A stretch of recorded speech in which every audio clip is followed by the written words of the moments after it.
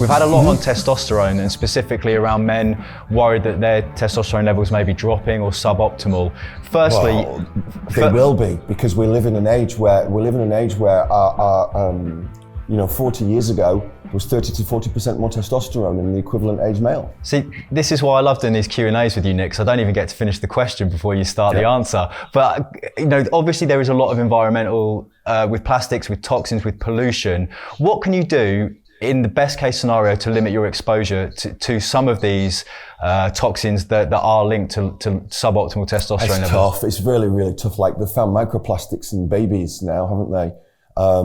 And so it's really tough. Look, we've got hermaphroditic fish. So let me ask you another question. What can you do that you're in control of that can help mitigate some of these effects? So I would never microwave plastic. Okay. I would. I mean, plastics just minimized generally, right? Yeah, I would never microwave plastic. I would be wary of the water that I drink.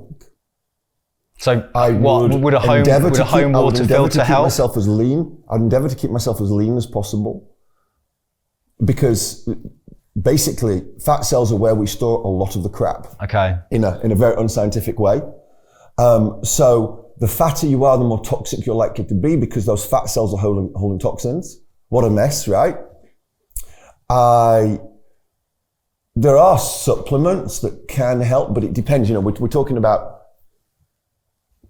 we're talking too specifics if we talk about supplements. Let me jump in there, Nick. Is it fair to say? Let me just give some tips. Sunlight.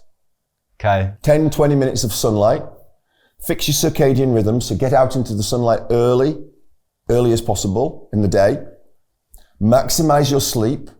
Stop looking at electric devices within a couple of hours of going to bed. Stop it, because these have blue light, and this blue light, it not only will it impact your sleep, but what it really does, it stops your body producing melatonin.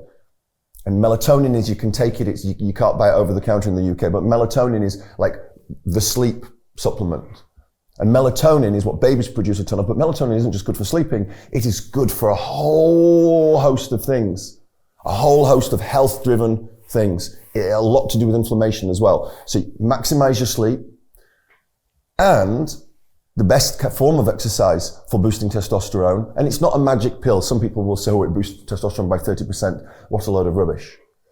It is weight training. Okay. So weight training is the best thing to do, partly because weight training is the number one thing for improving insulin sensitivity. And again, hormones are this cascading thing that are all intertwined. So if your blood sugar is messed up, your testosterone production will be messed up. If someone watching this is worried that they might have low testosterone levels, what are the key indicators that they might be experiencing, and what should they do if they think that they are generally below where they need to be? Concentration, energy, zest for life, sexual health, sexual performance, sexual desire.